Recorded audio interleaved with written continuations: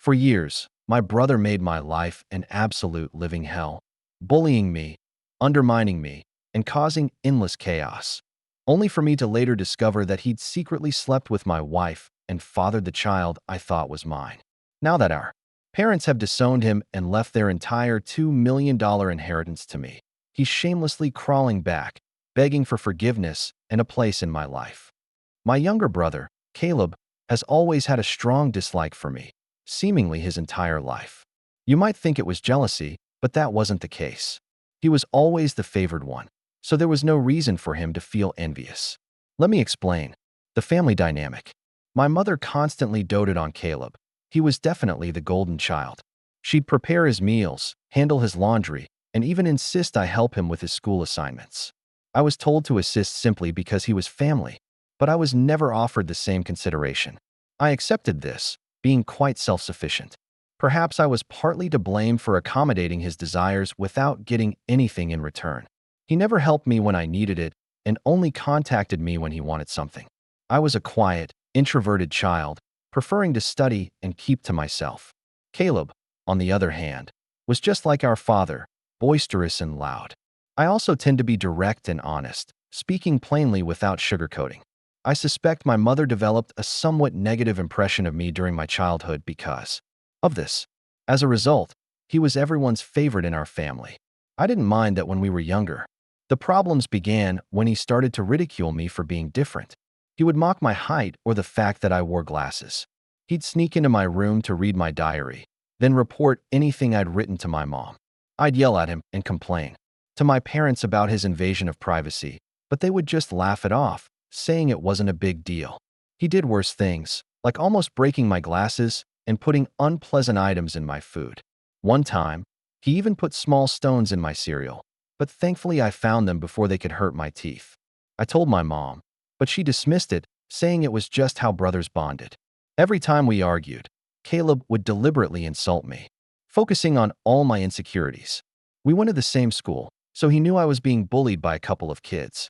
Instead of supporting me, he'd side with those kids, joining them in calling me names like ugly loser or hairy monkey, and encouraging the bullies to physically harm me, claiming I was just a big failure.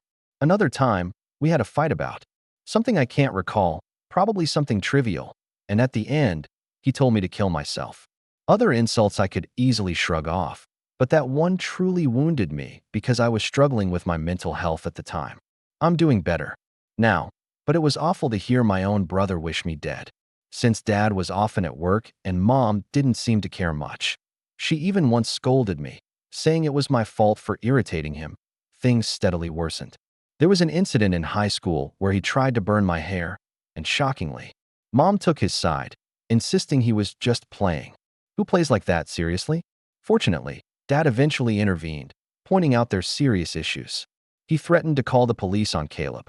This was an eye-opening moment for my brother because, until then, he had never faced consequences for his actions.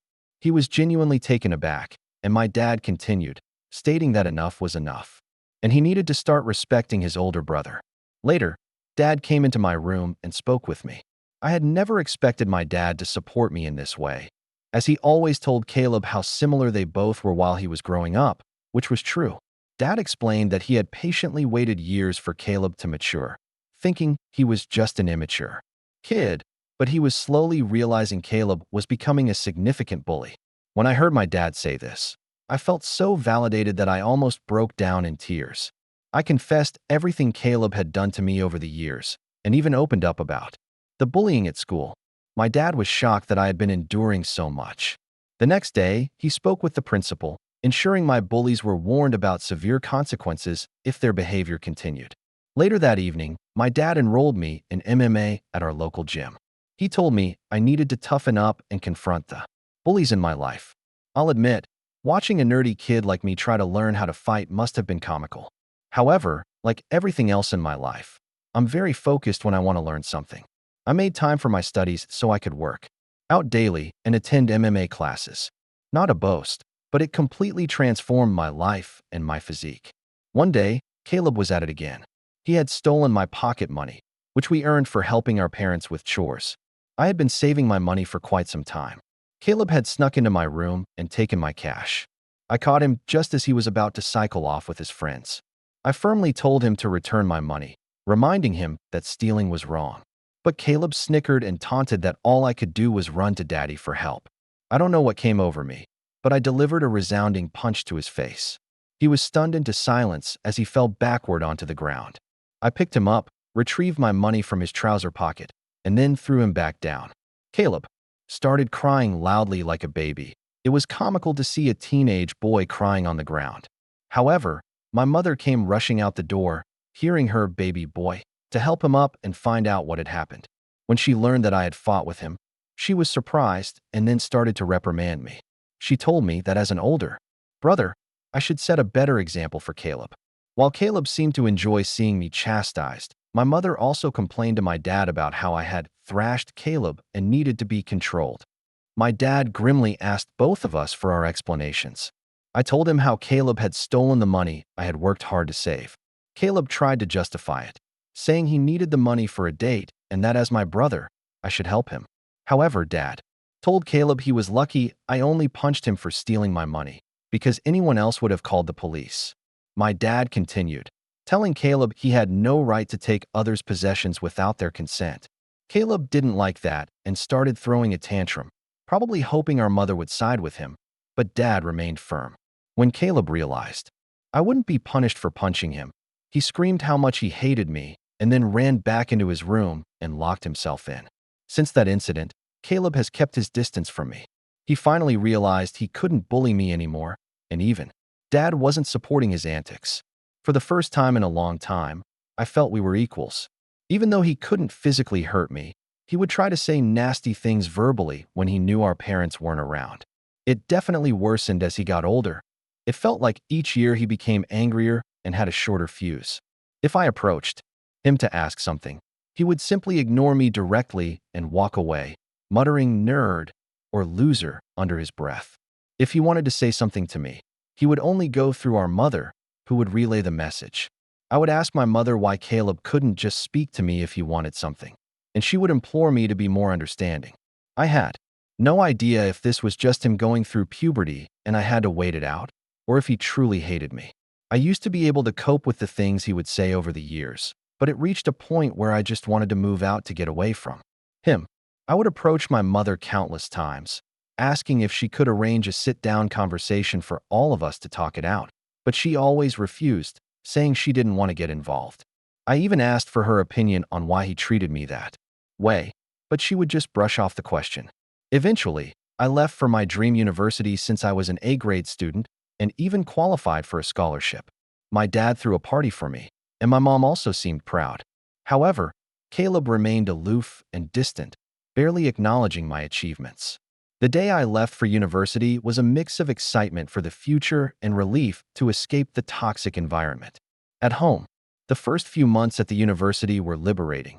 I made new friends, enjoyed my classes, and started building a life separate from the oppressive atmosphere I had experienced growing up. The constant fear of Caleb's verbal attacks lifted, and I felt a newfound sense of peace. I started dating my wife, Karen, when we were both in our second year of university. My friend introduced us at a frat party, and we instantly connected. Coming from a religious family, having children without being married was a big no-no. However, we found out she was pregnant in our final year of university, which prompted us to get married as soon as we graduated. Our wedding was a small but peaceful ceremony. Our parents were happy for us, and we had a good time at our wedding. At that moment, I believed she was the love of my life. I always believed in monogamy, one woman to come home to and be with for the long haul. Despite women trying to engage with me over the years, I never pursued anything because I was genuinely content in my marriage. Karen was my ideal woman, and I never wanted to hurt her. However, over the years, there were two occasions when I discovered she was unfaithful. One was an on-again, off-again affair that lasted a few years with her married coworker, and the other was a fling with an ex she had dated in high school when she visited her family states away. I'm sure some people might call me foolish, and looking back, I can't really deny it myself. After periods of separation in both situations, I decided to forgive my wife. I never wanted to raise my child in a broken home, and I genuinely believed we could overcome these challenges. We were quite young when the situation with her coworker occurred, so I attributed it to youthful mistakes and not thinking things through. For a while, things seemed okay between us. I could never fully trust her, but I tried my best to push aside my doubts because I knew that if I chose to forgive her, I had to work towards moving past it and starting with a clean slate. It's been 4 years since the second time she was unfaithful, and I felt like I made the right decision by giving her a chance to show that she still wanted to be in our marriage. For years, Karen seemed to have changed, and we were genuinely happy, with plans set in motion for our family's future. However, 3 months ago, my reality was once again shattered by yet another incident, which, in my mind, was far worse than the others. She revealed that she had been sleeping with someone for quite some time and suggested that our son might not even be mine.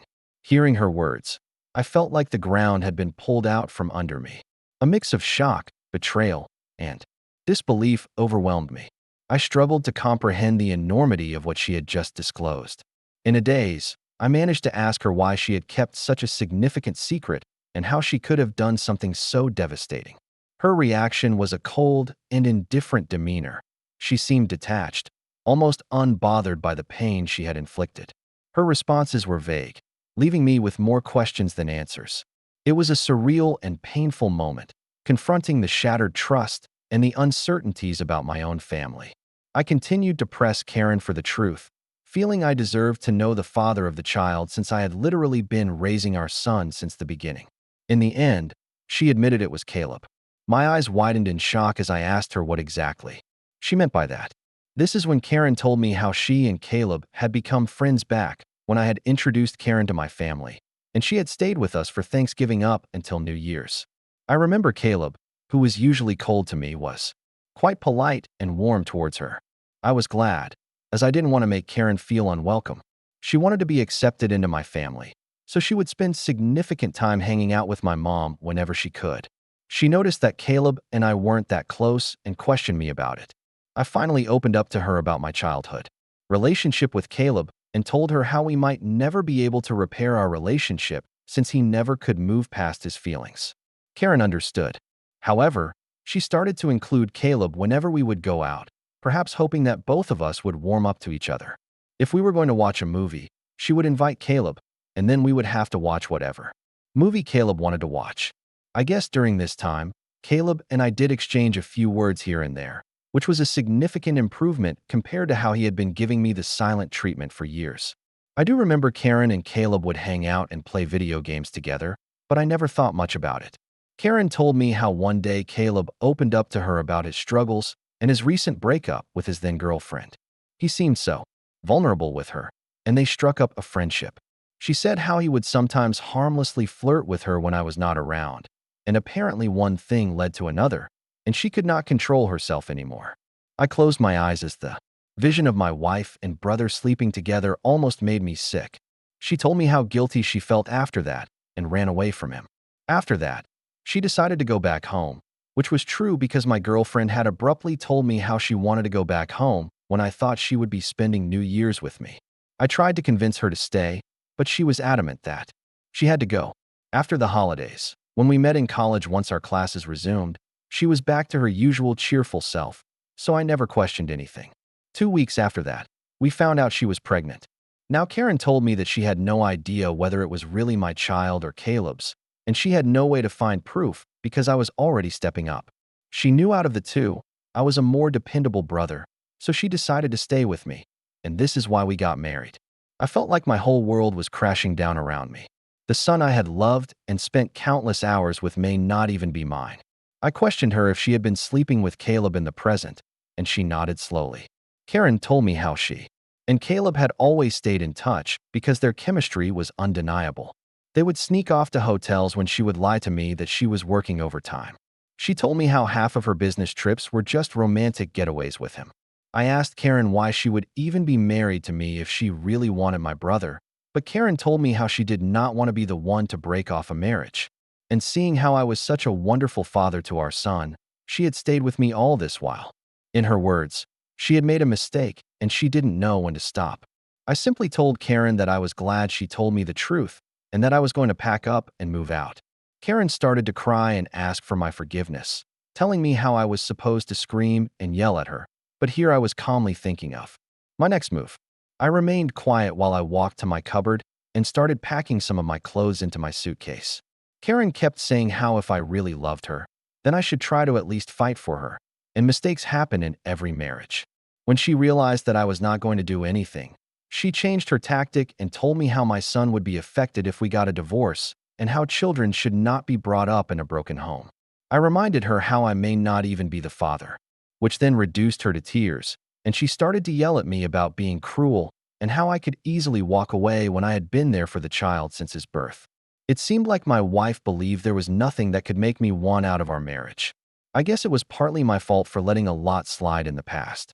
While I did have some love for her, it felt more like it stemmed from the fact that I thought we had a son together and had been together since college. Karen continued to claim that it was not too late and that we could work things out, but I struggled to believe it and felt like I had no more patience to deal with her. Trust was a major issue for me, and her words felt empty. Even if I forgave her, I could never forget that she had slept with my own brother. I have always believed that people could make mistakes and be forgiven because we're all flawed, but this went beyond a certain limit.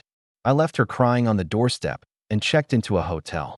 The next day, I went straight to my parents and told them everything about my wife's affair with Caleb and how they had been sleeping together for years behind our backs.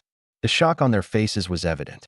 My mother, true to her nature, initially tried to defend Caleb, telling me that this couldn't be true since her boy could never do something like this to his own brother. Determined to expose the truth, I requested my parents to remain silent and allow me to call Caleb right in front of them. I told them not to make a sound since this is how I could expose Caleb's true colors. I wanted him to think it was just a private conversation between us so that he could hopefully let his guard down. As Caleb picked up, I confronted him with the revelation of his affair with my wife. Initially, he denied it vehemently and refused to accept it.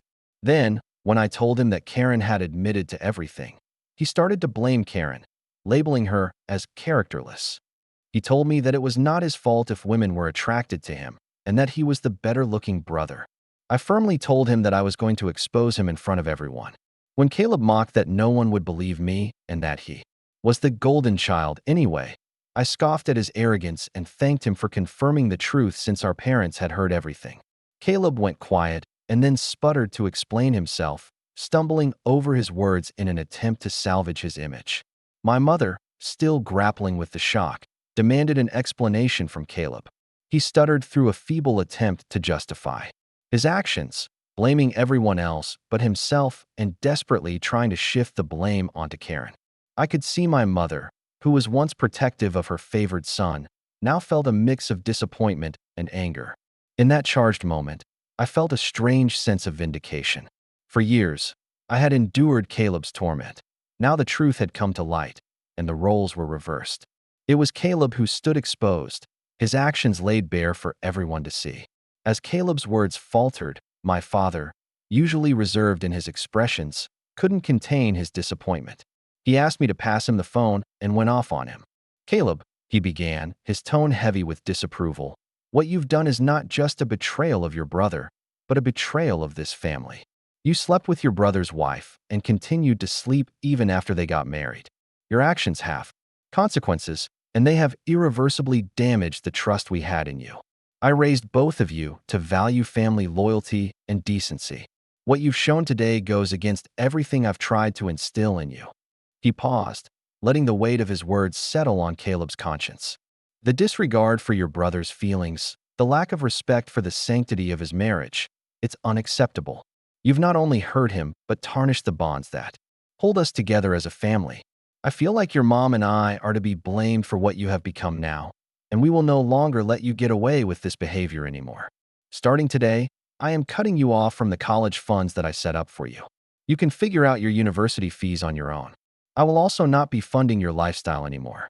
You think it makes you more of a man to sleep with married women? Well, now let's see what happens to you when you don't have my money to depend on."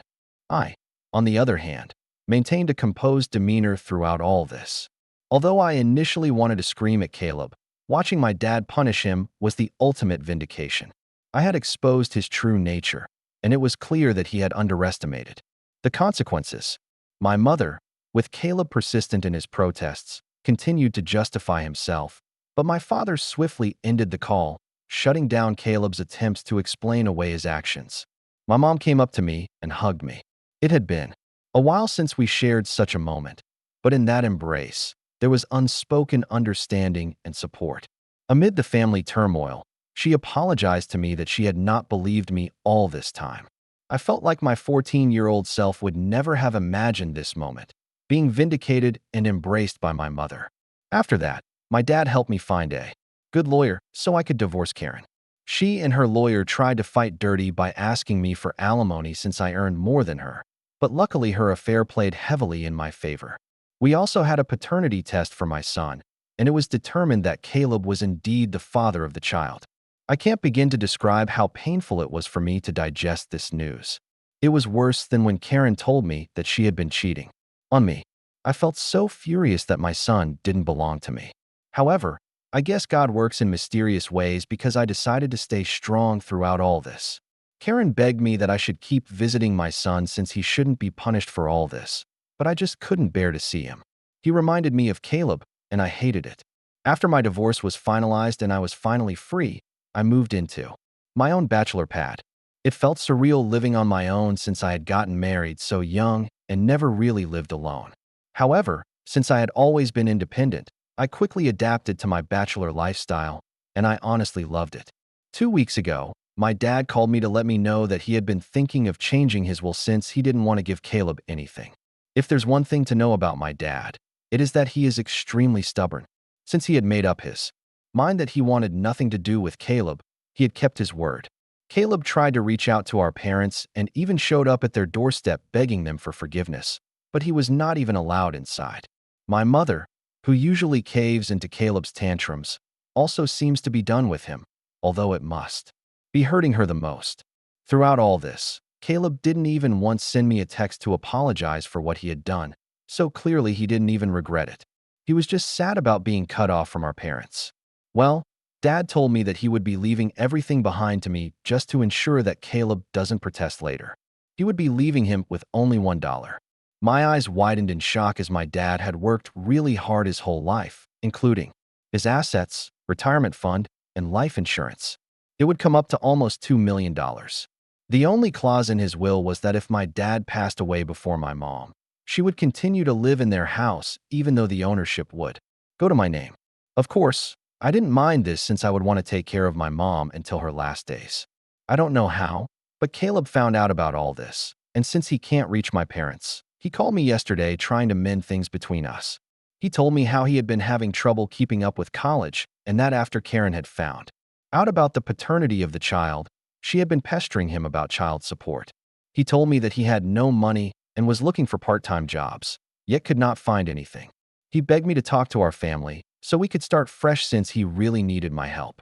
I started to laugh and told him that I was so done with him and that he should have thought about all this before sleeping with my wife and getting her pregnant. Caleb started to argue that I was being unfair and that she was to blame also, to which I agreed and reminded him how I did divorce her. And now she was his responsibility. So he should not be calling me complaining about her or her child since this was the consequence of his own actions. Caleb started to raise his voice, but I cut him off and reminded him that he was no longer the favored child in the family, but the black sheep who slept with his own brother's wife. Caleb started to cry at this point and told me how everyone had been against him, including our grandparents and relatives, which was true, but this was no longer my concern. I told him that we were done and to never call me again since I was no longer his brother. Since then, I've been replaying the conversation over and over in my head. Although I dislike my brother, I had never heard him cry, at least not since we grew up. I won't lie, but it did hurt me a bit that he was this helpless. So, I guess I'm here to ask if I should talk to our parents about him, or would I be digging myself into a hole if I don't update them? Update 1. Hi everyone. A lot of you have been asking me why I am no longer in contact with my son, Henry. And some of you have also called me cruel. Well, I'm sorry to say this, but I don't feel comfortable raising another man's child. This is not a stepson scenario. In this case, I was led to believe that he was my son, and then I discovered that he was in fact my brother's son. Of course, I am hurt, and I have cried over it for days. But the reason I don't want any contact with Henry is because I no longer want Karen in my life. If I talk to her child, she will find a way to worm her way back into my life again, and I need my own space. You can call me cruel or selfish, but I can't see him ever again, or at least not for a very long time. Update 2. Most of you have correctly guessed that it was in fact my mother who told Caleb about my dad changing his will, and he called me as a last resort to mend things. I did confront her in front of my dad, and she broke down. She told me how I had punished Caleb enough and that he had learned his lesson. My dad firmly told my mother that if she felt what Caleb did was forgivable, then he could no longer stay married to her since he could never forgive him for this betrayal. His threat seemed to silence my mother. My dad made it clear to her that if she ever talked with Caleb and we found out, then she could pack her bags and just leave him. Like I said, my dad is a very stubborn guy. Hopefully, my mother will learn from her mistakes. Update 3. It's been 5 months since my last update. My relationship with my parents has improved in the last couple of months. My dad and I go golfing every weekend, and he behaves more like a buddy than my father. My mother, even though she misses Caleb, has stayed away from him. The last I heard about Caleb was from my cousin, who told me how Caleb had been asking everyone for money and in the end had to drop out of college when he could no longer afford to pay his fees. He and Karen are living together, and he even has a job as a part-time mechanic, apparently. I think they are raising Henry together, which is a good thing, I guess. I never bring up Caleb in my discussions with my parents, and neither do they. For everyone asking, I am doing quite well. I was promoted at my job 2 months ago, so my salary has improved significantly. I haven't been dating anyone since I feel like I still need time and space to heal. I've been going for a few therapy classes, so I guess we will see how that works out.